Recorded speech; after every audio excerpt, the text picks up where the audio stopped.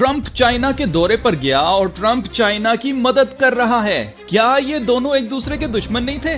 All of a sudden ये अचानक से दुनिया को हो क्या गया है? क्या अब ईरान वॉर खत्म हो जाएगा? क्या अमेरिका ने चाइना के आगे घुटने टेक दिए? क्या अमेरिका ईरान के साथ ये जंग हार गया?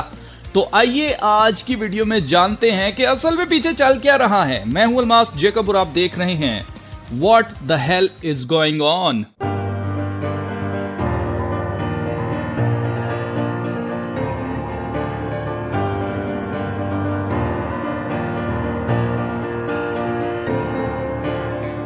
क्या आपने नोट किया? ट्रंप अकेला बीजिंग नहीं गया, वो अपने साथ 30 टॉप बिजनेसेस के सीईओज को लेकर गया है।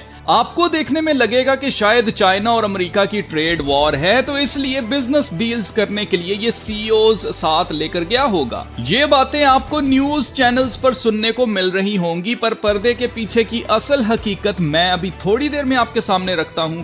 पर उससे पहले आप जरा ये क्लिप देखें। He's a man I respect greatly. Become really a friend. We've known each other now 11 years, almost 12 years. It's a long time. And we've settled a lot of different problems that other people wouldn't have been able to settle.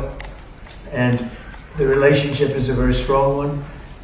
We've really done some wonderful things, I believe. We did discuss Iran. We feel very similar to Iran. We want that to end. We don't want them to have a nuclear weapon. We want the straits open. We're closing it now. They closed it, then we closed it on top of them. But we want the straits open, and we want them to get it ended because it's a crazy thing. They're a little bit crazy, and that's no good. Can't have it. They cannot have a nuclear weapon. But we discussed a lot of other things also, and I think we're very much on agreement. We're going to have some further discussions now with the group. But I just want to thank President Xi and all of his representatives. We've become friendly with all of them. तो आपने देखा, main मकसद इस visit का America Iran जंग थी। तो क्या अमेरिका ईरान से ये जंग हार गया है जो वो चाइना विजिट कर रहा है? तो शायद आपने गौर नहीं किया। ट्रंप ने कहा है कि प्रेसिडेंट शी ट्रंप के साथ मुत्तफिक है कि ईरान के पास न्यूक्लियर हथियार नहीं होना चाहिए, जिससे साफ साफ जाहिर है कि बाजी पलट चुकी है।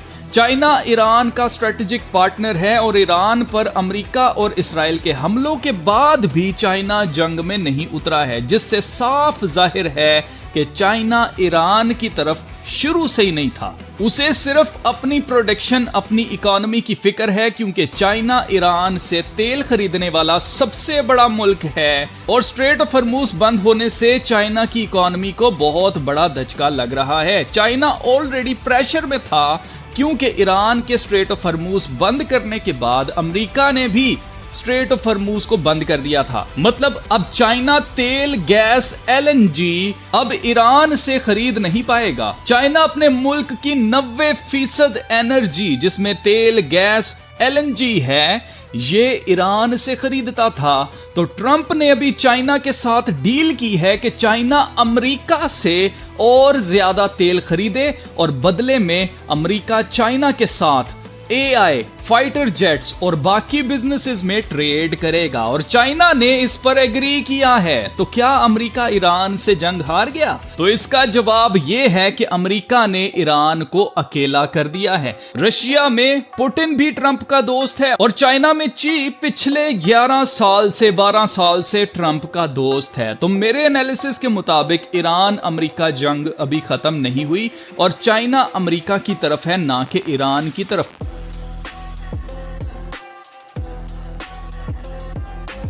इसका सबूत चाइना की नई नस्ल का अमेरिकन कल्चर को अपनाना है। चाइना की यूथ एस्ट्रोनॉट्स, इंजीनियर्स या डॉक्टर्स बनना ही नहीं चाहते, बल्कि वो इंग्लिश में अमेरिका के लिए कंटेंट बना रहे हैं। They want to become content creators, not astronauts. आप जरा ये क्लिप देखें। Millions of young people are betting their futures on becoming the next streaming superstar. They're called Wang Hong, internet celebrities who are now more influential. In China, millions of young people are betting their futures on becoming the next streaming superstar. They're called Wang Hong, internet celebrities who are now more influential than traditional stars. And the reward, it's beyond imagination. 18歲。今天選擇這個人單品是什麼？我支手鴨30幾薄嗰呢度。 Top Wanhong can earn more in a single live stream than most people make in a year. Chinese companies now prefer Wanhong over retail. Millions trust them, and they sell fast.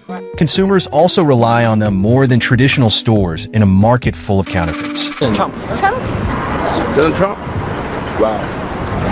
I think people just want a revolution. That's why they choose Donald Trump. Childish. Trump is old. Funny. Exciting. Not so great, not so bad. 疯狂 crazy. He's an amazing guy. I think it is not good for Chinese to study abroad to America. 还是比较 special. Crazy. 还可以吧 Man. Crazy. Yeah. He's kind of crazy, and the relationship between China and America seems more intense. अब China में ज्यादा से ज्यादा जवान लोग ना सिर्फ English सीख रहे हैं, इंग्लिश बोल रहे हैं, बल्कि ड्रेसिंग भी अमेरिकन की तरह कर रहे हैं। इसे कल्चरल हाईजैकिंग कहते हैं। ओवर द टाइम अमेरिका ने Hollywood movies, social media, fast food brands, music, fashion, English language education, universities, brands like Nike, Apple, iPhone, McDonald's, Disney और नेटफ्लिक्स के जरिए ना सिर्फ चाइना बल्कि दुनिया के सभी मुल्कों का कल्चर, इन्फ्लुएंस, सॉफ्ट पावर यानी मैनिपुलेशन के जरिए हाईजैक कर लिया हुआ है। आपको क्या लगता है कि CIA ने mind control program MK ultra से कुछ नहीं सीखा होगा? हॉलीवुड की हर प्रोडक्शन में पेंटागन इन्वॉल्व होता है। क्यों?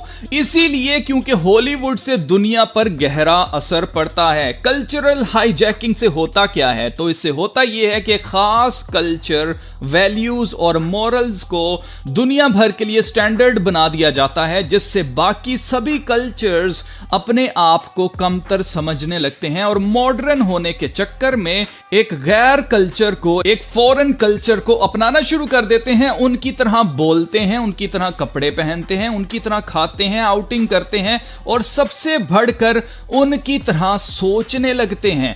आप अपने मुल्क में ही देख लें, इंग्लिश बोलने वालों को उससे ज्यादा अहमियत दी जाती है, जो चाहे कितना ही क्वालिफाइड क्यों ना हो। अगर वो इंग्लिश नहीं बोल सकता तो इंग्लिश बोलने वाले को ना इंग्लिश बोलने वाले पर बर्तरी हासिल होती है। यह सब कुछ साइकोलॉजिकल है। अब ईरान और अमेरिका जंग में चाइना किसकी तरफ होगा? उसी की तरफ होगा जिसकी तरह चाइना का सदर जी जिनपिंग ड्रेसिंग करता है।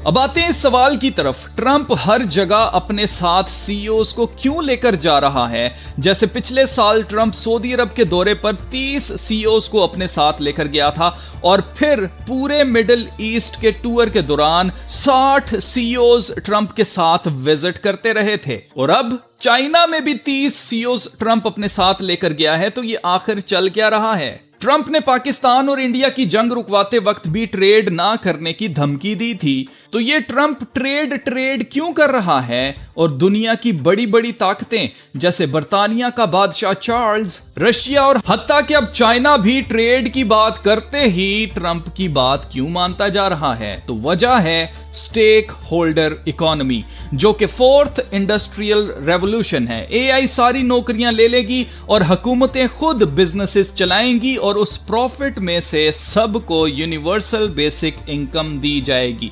दुनिया का ऑर्डर इस वक्त बदला जा रहा है। अब कैपिटलिज्म को खत्म करके सोशलिज्म लगाया जा रहा है और अगर कोई हुकूमत ट्रेड नहीं कर पाएगी तो वो सरवाइव कैसे करेगी?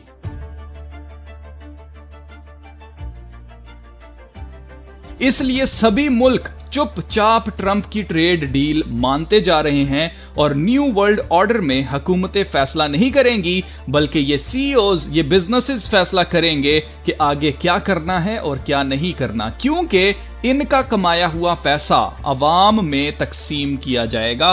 और ये बिल्कुल खुदा के कलाम की पेशगोई के मुताबिक दुनिया की तारीख में पहली बार हो रहा है। खुदा के कलाम में जैसे लिखा है कि सौदागर बाबल की वजह से बहुत ज्यादा अमीर हो गए थे, वो शहर बाबुल को तबाह होते हुए देखकर अपनी आंखों से रोएंगे, क्योंकि खुदा एक ही घंटे में सब कुछ तबाह कर देगा। इनका अंजाम पहले से तय है, जो कुछ होने वाला है, पर उससे पहले ये सब बहुत ज़्यादा अमीर हो जाएंगे, बहुत दौलतमंद हो जाएंगे। और ये सारा निज़ाम इसीलिए बनाया जा रहा है ताकि मुखालिफे मसीह की छाप के बगैर कोई खरीदो फरोख्त ना कर सके। तो चाइना की मजबूरी है कि वो अमेरिका का साथ दे, क्योंकि the world is being great reset.